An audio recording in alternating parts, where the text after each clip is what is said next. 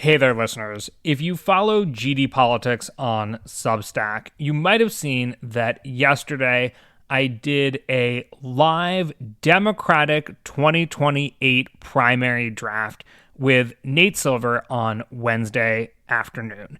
It was a lot of fun, and it actually went on for quite a long time. I think it lasted about an hour and a half. Today's podcast episode is a preview of that live draft. If you are a subscriber, you can watch or listen to the whole thing at gdpolitics.com. But what you're about to hear is about a half an hour preview of what we did. So strap in and get ready for some hot takes.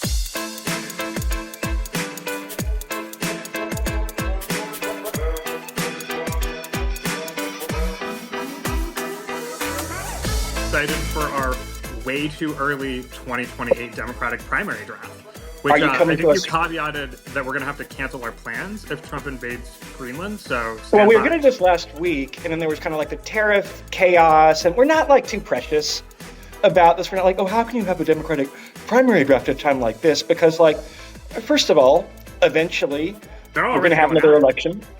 Well, no, but also this is a really important nomination. I know every election's important, but like it's a really valuable nomination for Democrats because number one, okay, gonna get myself in trouble here. I think if you follow the sequence where we bounce back and forth now every 4 years, I'd probably take the Democrats at 50-50, right? There is no obvious, maybe you'll have the number one pick and disagree. I think there's no obvious front runner. And also like, you know, we in 4 years as a nation may have a lot of change we have to overcome, dig out from. I'm trying not to sound too partisan, but damage we might have to fix. And like, this is a very important election. I know it's 3.8 years away, but like, it's worth thinking about. Yeah, Nate, in some ways, that's what made this so hard for me. I did some prep, looking at all of the different possible contenders. And in some ways, you have to imagine what the world is going to look like at Very hard. the start of 2028 or halfway through 2027 to really start to imagine who would be best positioned to win. And it's really hard to say at this point because everything is changing so quickly. And so, I don't know. We could look like complete idiots come 2027, 2028. But, we will have tried nonetheless. No, like I don't think anybody has better than like a 20% chance, right? If I get the first pick, the person I would choose might have a 1 in 5, 1 in 6, 1 in 8 chance, something like that. But you want to go over the scoring system? I'm going to show you a little prop here. Yeah, Nate, you went all out here. This is a little bit different than we've done in the past. It also, my one gripe is that it sets us up to take this very seriously and not choose kind of wild card candidates who might not be all that likely to run. So whether you want this to be serious or whether you want this to get silly is affected by this scoring system. It will probably lead towards more serious picks. But go ahead, take it away, Nate. Okay, let me show you the scoring system. Okay, so try to flip this. Oh wow. Okay, where are we going? All right. My goodness. I went to Target, bought a dry erase board, right? So this is a scoring system that we agreed to. The big thing is winning the nomination. You accept the nomination at the convention, you get 25 points for that pick, right? 5 points for officially running, 5 points for surviving until the first state, 3 points per state you win up until Super Tuesday. By the way, we're counting DC and Puerto Rico as states, but not the Virgin Islands. If we do, what about Guam? Come on. Guam is like a famous big get for wild card candidates. Okay, do you want to just count every contest? No, we're not going to discriminate against Guam. Justice for Guam, justice for the Virgin Islands. I'm all in. Democrats abroad. Democrats abroad. Exactly. And Canada, Greenland, and the Panama Canal Zone. Don't forget Greenland, those. The Panama Canal. So 2 points for every state you win after Super Tuesday. There's also a bonus for big and or swing states: California, Texas, Florida, New York, Pennsylvania, Illinois, Ohio, Georgia, North Carolina, Michigan, Arizona, Wisconsin, and Nevada. We're not going to do a snake draft. We're going to actually have one person go first. I think the snake draft's annoying because you have 2 picks in a row. It's a bad format for content creation. So whoever picks second, though, gets a 5-point bonus and wins in the event of an exact tie. So what we're going to do is play rock, paper, scissors. Does this mean we're really going to follow this all the way through to the end? Like, we have to go Are through we this not whole going to be watching process the to primaries sort. anyway? Yeah, look, we're now on record.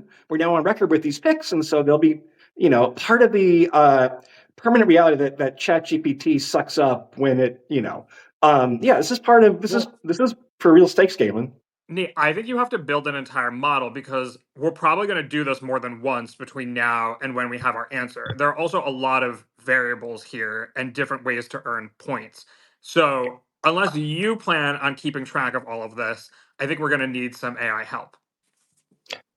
We can hire AI assistant coders, and I don't expect any problem with that. I do need to play you at rock paper scissors. Whoever wins will have the choice to go first or go second. Whoever loses will have their choice of colors, pink or blue.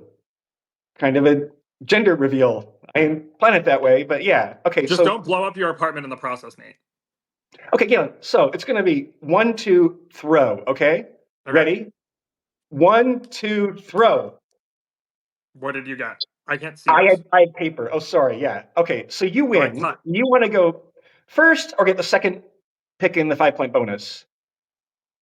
Ooh, okay. I want to go first. You want to go first? Okay, so I'll pick. I don't know. I feel this is awkward now. I'll pick pink. What does that accomplish? Oh, that's the color that we're using. It's really more magenta. Now the pressure is really on for me, though, because I went bold with the first pick, with taking the first pick, and my first pick itself is going to be a little bit bold. Oh, no. Are you going to steal my pick? Okay. Galen, reveal your pick. Okay. My first pick of the first round draft is Alexandria Ocasio-Cortez. Sorry, I mean, let's say it's Substack. We can say whatever we want. That was going to be my fucking first pick. Oh my God. Nate, I think we spent too much time on the AOC bus. I think we've spent too much time together. We share a brain at this point. But I will make my argument nonetheless. I think there's a lot of points in her favor at this very moment.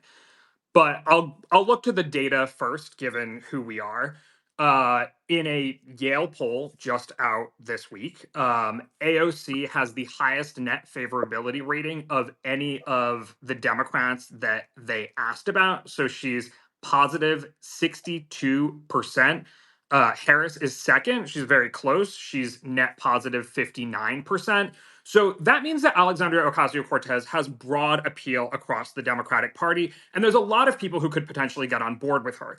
But I think equally important is the fact that she has very fervent support. I think a lot of people are going to run in 2028, and it's going to be a contest for attention and getting those sort of people who might be in your boat to turn out and stay with you through thick and thin. And I think that's Ocasio-Cortez. Like, the media is kind of obsessed with her, and they're going to follow her every move, which means she'll be able to keep the attention on her throughout the primary process. And she's going to have somewhere in the range of, I don't know, 20% of the primary electorate, especially if Bernie Sanders doesn't run, who will probably be with her no matter what. And in the Iowa caucuses, in even New Hampshire, which is known as being kind of moderate, that's going to get you a lot of bang for your buck when there's still like 20 people running alongside you. I think that, as we dig deeper, if you want to talk about wins above replacement data, she hasn't done particularly well in her district recently, but the first time she ran, she outperformed the Republican by almost 10 percentage points based on where we would have expected her to be. Well, she's not running as a local politician, exactly. I mean, I thought it was a few years ago she opposed the Amazon factory that was going to go up in Queens. Like, I thought that was probably bad from like a local politics standpoint. I'm not talking about the substance of it. But look, I agree with everything. She was going to be my first pick, and I can't conceal that now, right? Because of some of the polling, because she has this kind of progressive lane, probably not to herself, because she is younger and media savvy. I mean, look, in polls, if she were to try to primary Chuck Schumer, she is now ahead in those polls. And New York Democrats are actually a pretty moderate lot. I'm not registered as a Democrat in New York, but I might be like, hey, look, at least this is somebody who like understands how like the average American like thinks nowadays. Now she's very young. I don't know that she's sure to run. I don't know what happens if she decides in the interim she wants to run for Senate or governor or something else and then loses. Maybe that probably is a risk factor. So there are things, and I also think you're going to have like concerns about quote unquote electability. But like she would have been my first pick. She was going to be my dark horse. So I want to bring the tote board over here so I don't have to keep going back and forth. So give me 1 second here, guys. Yeah, while you're doing that, I mean, I just want to add, I think she's going to run. If you've been following her moves in terms of her Fight Oligarchy tour, in terms of the kind of content she's putting out on Yeah. social media, also, she has learned a lot as a politician since those early days of opposing Amazon, and especially those early days of the abolish ICE stuff that was very unpopular ultimately. If you listen to her message today, it's all about the economy. And she's really hitting Trump on, I think, his most obvious weakness most quickly, which is the number of billionaires in his cabinet. He seems to be serving, like playing to the tech elite and serving people who are ultimately not the median voter in America. And I think one advantage that she has in a Democratic primary is that as a woman of color, she's not forced to talk about identity all the time because she's sort of self-evidently different from any of the like white guys running. And she doesn't have to prove her bona fides there.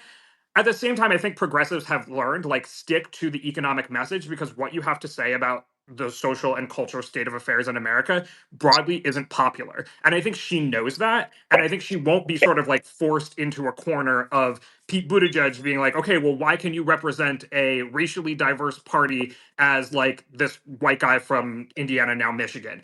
I think the Democratic Party has probably gotten over that a little bit, but not entirely, and especially not in a Democratic primary that's going to play out in the most liberal corners of America. No, and look, she navigated, for example, the Israel-Palestine stuff, which is a very difficult issue for any Democrat. She navigated that more carefully. I don't want to, more carefully than other Democrats did, right? I mean, and she's made missteps. I mean, I think she kind of like, along with Bernie, kind of re-endorsed Biden at the end when clearly that was a train to nowhere and electoral defeat ultimately. But she's a canny politician. She's charismatic. She is one of the more visible figures in the party. And like, yeah, the anti-oligarch message, you don't have to love the term oligarch. It sounds a little bit old fashioned, but like, that's pretty relevant when like Elon Musk is, although I guess now kind of getting like demoted, but basically like, the second most powerful person in the government right now. So, okay. So my first pick. Go for it. So I had this pick originally first. And last night I'm like, it's just gotta be AOC, right? In fact, first I was going to say I'm going to defer to you, but I think that I'm now ahead 5-0. I got a 5-point bonus for going second. I'm going to take Josh Shapiro, which is kind of the predictable pick. We share a brain, Nate. We share a brain. He is number 2 on my list. So 1, Shapiro. I'm writing that down. More letters than AOC. So here is kind of my theory, which I guess is compatible with your theory, right?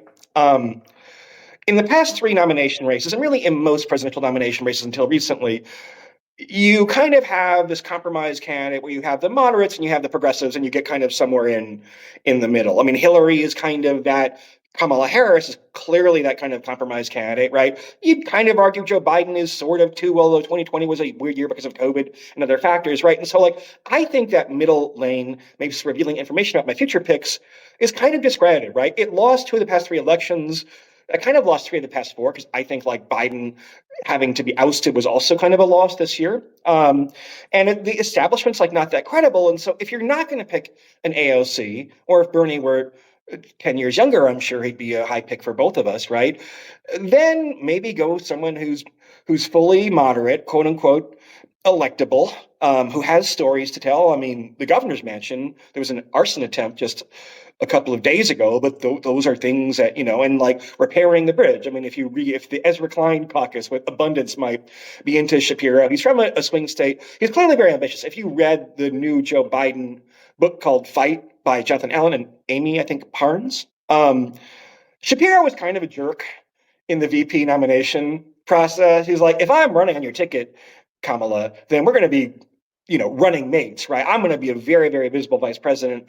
She didn't want that. But he clearly has national ambitions. If he wins re-election, which he probably will, because 2026 is probably going to be a good year for Democrats. So I think that, I don't feel great about any pick, but this is my pretty solid number two after AOC. Yeah, I think the other point in his column is that he's not played out. I think Democrats feel very negative about their experience as a party over the past 10 years. And while there is a lot of love for folks like Harris, Buttigieg, Whitmer, and, I don't know, even Cory Booker or whatever, I think people are going to be looking to this is like trite and cliche and whatnot, but like turn the page. And the fact, yes, he's been in the mix, but he hasn't been in the mix very much. And I think for a lot of people, when he gets out on the campaign trail, it's going to be the first time they're hearing much from him at all. And so it will feel relatively fresh. I think this is going to maybe reveal one of the directions that I'll go in. The biggest vulnerability for somebody like an AOC or somebody who's going to take the more progressive tack is, what if we end up in a place where there is full on economic chaos and people want somebody who is a more steady hand, who's a bit of a technocrat, somebody who will sort of undo tariffs, get us back to, like, at this point, the ancien regime of free trade and liberalism and all of that, those are outsiders. Those are, Jared Polis, who proudly proclaims himself a neo-lib, is now the outsider in this world of populists. And they will be able to make the case that this sort of chaotic, populist, let's try something new path has taken us down a path of, I don't know, a lack of prosperity, poverty, even, who knows. And I think that Josh Shapiro is somebody who will be able to play the, like, Mark Carney card, if that makes sense. Like, why is the technocrat, former sort of Explain for governor of our the Bank of England non-Canadian doing so listeners well yeah. in this moment? I think that's sort of Josh Shapiro's lane. And only time will tell where we get on the economy accordingly. Yeah, and look, being in a governor's office, I mean, we do have a federalist system, right? And so you can be the governor who picks his or her battles and, like, sues Trump over tariffs, or you have a lot more power as a governor than you have as a senator when the other party controls the White House. So, okay, we're not doing a snake draft. Although I remember I do have 5 points. I'm winning right now. I'm winning for until January 2028. It's pretty good. I'm ahead. But Galen, you get the second, or your second pick, the third overall pick. Okay. I am going to go with Kamala Harris. Bad pick. Okay, I'm putting Kamala. Part of the reason is because this is so sort of wide open. I mean, I think the first two picks were good picks, but from here, I think it gets pretty complicated. And Kamala Harris has universal name recognition. She also, because of your scoring system, California goes very early in the cycle. Maybe if she does end up All right. running, she'll want to stay in until California. She has universal name recognition. I think that she could go some way to clear the field if she decided early that she wanted to get in. I think we don't yet know how big of an electoral flop she is, because I don't think she ran a full I mean, she obviously flopped in 2019, and she probably didn't run the best campaign in 2024. But I would be curious to see how she runs as an underdog with near universal name recognition. We all know how big of a role the Black electorate plays in Democratic primaries. Although she Maybe was they never see very her. she was never very popular with the Black electorate in That's particular. true, but in part because there were obvious other Right. people that they might support. I don't think this time around there are obvious other people that the Black electorate within the Democratic primary might support. And I think, we saw with Joe Biden, he was bad on the campaign in 2019, right? It was not debate performances, it was not, like, ability to give a rousing speech or anything like that that got him the nomination. It was kind of just outliving everyone else and being a consensus candidate. And a lot of people who vote in the Democratic primary are not like the people, watching us do this live or even the MSNBC set. It's people who are like, I recognize that name. I like her. And she's going to have the opportunity throughout, if she decides to make the pitch for herself, point to video after video after video of her being like, I called this. I said that Trump was going to do this, and now he's doing it. And unlike Hillary Clinton, I don't think people see her as like, you blew a clear opportunity to win the presidency. And I also don't think people view it as her gender as the thing that lost her the presidency. I think people See, mostly blame Joe Biden. I don't know about that. I think people. I mean, look at all these women we had run in 2020, right? Like Warren and Gillibrand and everyone, Klobuchar, right? And they all kind of underperformed expectations. Maybe Klobuchar was like the exception. I think there is a subliminal fear, which I think is, I mean, it's a whole nother conversation. Probably should not be a 5-second soundbite, right? But I think, look, I think she did not run. I think she was a more appealing candidate than I would have expected by quite a bit, right? I think she made a lot of tactical errors in the campaign. This book, again, the fight book, is very clear that um, Kamala refused or declined to distance herself at all from either Biden or Biden's people. It's also clear, that book, that she actually isn't that trusted and wasn't that trusted by many of the big establishment names in the party, right? Obama and Pelosi wanted a grab bag third instant convention alternative, right? The Biden folks used her as like a decoy to say, oh, you can't get rid of Biden because you have Kamala, right? And they picked her as their vice president, right? So I'm not sure that she's going to get the big donors and big bundlers. I mean, the exception is, I mean, she has to run, I think, for something in 2026, right? So she runs in 2026 and becomes, I guess, governor of California, right? California has a lot of problems. Maybe if you can tell some turnaround story for California, that's good. Otherwise, it's a little soon to run. I mean, there's kind of like the analogy to Nixon, I guess, right, who lost as Eisenhower's vice president in 1960, but then ran 8 years later, right? Like Kamala Harris in 2032, I might have higher on my list than Kamala in 2028. Actually, let's scrap this into a 2032 draft. Okay. No, look, I think there are real challenges there. It's just that between Pete Buttigieg, Gretchen Whitmer, Ruben Gallego, I'll be picking some of those people soon, but I think given her general name recognition and likability amongst the Democratic electorate, it would be foolish not to get her on the board early on, I would say. I'm going to make another zeitgeisty pick and go with Cory Booker as the 4th overall selection. Bad pick. Why is it a bad pick, Galen? Cory Booker was exciting when I was a freshman in college and he came to speak at some symposium on campus. I don't think Cory Booker has had a lot of opportunities to make this play, and he seems to flop every time.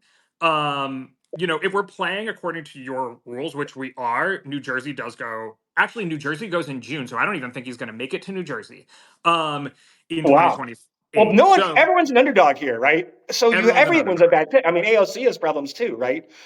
I mean, look, the average primary voter is pretty old, and he kind of is a little bit cringy and dad jokey, but that's kind of how all the in this house we believe people are too. I think he kind of appeals to that. I think he comes across as being a little fresher than some of the kind of more traditional South. I mean, look, it gets pretty tough. I guess I feel better that AOC and Shapiro in some order are better than this next tier. But I thought you were going to support the Cory Booker pick, Galen. No, I was mostly negging you. I actually think he is a good pick, and he clearly understands. I mean, he's a good pick amongst a bunch of shruggy emoji picks, and he clearly understands something about politics. He got that the electorate was mad at Democrats for not even taking sort of symbolic stands as they saw it, and did his 25-hour filibuster play. And yeah, I mean, if you look at, God bless them, Echelon Insights is doing Democratic primary polling early and often. So if you just compare their results from March with their results from April, in April, his support is up to 11%. And that was compared to March, he was just at 2%. So, he understands something about commandeering attention in this media one thing landscape. about these clown car primaries that we've had now are kind of the norm, is that it's hard to come back from like 1%, right? There's just too many candidates in the news cycle. And also, I think this primary is beginning like now, basically, right? We talk about the invisible primary. It's happening now because there's no obvious successor. Again, not just for the nomination, but like which branch of the Democratic Party is in charge of this very complicated position now. And so, yeah, I don't feel great about any pick, but I had Booker on my list, and so he comes off the board next. And Galen, you have your third pick, the fifth overall pick. I'm gonna go. I'm gonna go PDB. Bad pick. I mean, Mayor Pete. Mayor. so I'm writing this down. That's why I keep popping off. I'm writing this down. Mayor Transportation Secretary Pete. So I think that, like, I guess on one hand, I'm revealing what I think about the Democratic Party, which is that the MSNBC set, the sort of college educated liberal, is going to play a big role in this next Democratic primary. I think that, and it's an older set of people. It's people over the age of 50. Boomers love Pete Buttigieg. I also think he's running, right? We even get points for are they going to actually run? I guess that's where my Kamala pick falls down. She may well not actually run, but I think Cory Booker and Pete Buttigieg, these girls are running. His name recognition is very high. He's very well liked amongst people who know him. And we have seen the way that the campaigns have played out on TV and social media over the past decade. He gets how media works. I mean, he and Liz, with Liz Smith at his side, the Democratic operative, did basically every interview that came his way in 2019. And he gets national media. He does Fox. He also is very quick-witted, right? He's going to be good in debates. He can say, like, he can come up with something to say that sounds good very quickly. And in the world of, Twitter, Instagram, TikTok bites, I think that gets people really excited. He also proved himself to be adept at campaigning in a place like Iowa, which he won, let's not forget, in 2020. If we want to talk about data specifically, I'll just say of the folks who were asked about in this recent Yale poll that I cited at the beginning, AOC is number one on net favorability, Harris is number two, and Buttigieg is number three with net positive 50%. So I guess I'm really sticking to this poll here. But after that, it drops off significantly, right? Whitmer is third, and she's at net positive 38%. So these are people who Democrats know well, really like. And in a crowded primary, just having name recognition and being likable gets you a long way. It's like, so he's not running for Senate in Michigan, is like affable wonkishness, even if it is sometimes more witty. And I mean, like, I'm not sure that's like the vibe that like Democrats are going for, really. And unlike Shapiro, he's not going to be able to say, oh, I run the state and I roll up my sleeves and do this. He ran a small town, right? Medium-sized town. He ran the transportation department in ways that were not particularly popular. I mean, there is also, we are, I guess, kind of like not discussing various elephants in the room about identity of different candidates, right? I think there probably is some fraction of Americans who would prefer not to vote for a gay candidate, and another fraction of Americans who will be concerned about the electability of a gay candidate in the general election. I think people don't care that much. They just don't want the person to talk about it all the time. And I think everybody in the Democratic Party has learned that you can be whatever you want to be, but like shut the up and talk about the things that Americans actually care about, the median American cares about. Like if you get up and you give a speech and you shout out all of your perceived parts of your constituency, and all of those perceived pieces don't even add up to 51% of America, you're doing something wrong. And I think that if Democrats haven't gotten that message at this point, God bless them. I think Pete Buttigieg has gotten that point. Like, how many times have you heard Pete Buttigieg talk about being gay? I mean, he doesn't talk about it that much. He's mostly talking about, serving in the military, being a family man, talking about transportation, talking about how he goes on Fox and talks to anybody. But at the same time, he's going to be able to raise a lot of money off those gay dinks in New York City. We had been in a long decline in homophobia, and I'm not sure that we are anymore. That's all I'll say about that. But yeah, I think that's also true. But then wouldn't he be able to be like, look, the Republicans took it too far. They're no longer even now they're just being assholes. Like saying that you don't think that, minors should receive, trans care or that trans women should play in women's sports is one thing, but straight up being an asshole to gay, lesbian, trans people is actually not where the median voter is. So I think that maybe it's even an asset in a world where you want to contrast yourself with Trump. Okay, ready for my pick? I was kind of hoping not to have to make this pick, but at this point, I think it's a phenomenal value. And dear listener, that is where we are going to end things for today. I know it's a bit of a tease, but if you'd like to watch or listen to the whole thing, head over to gdpolitics.com. We make it through 20 different potential Democratic nominees in 2028. Not all of them are good. Looking back on it, I regret some of my choices. I probably would have picked Cory Booker over Kamala Harris as my second pick if I had to think about it now. Although even as I'm saying that, I'm not sure. The reality is that this was a difficult draft, but we had fun doing it, and hopefully you will have fun listening. If you want to catch more of it, head over to gdpolitics.com. Thanks a lot for listening, and we'll see you soon.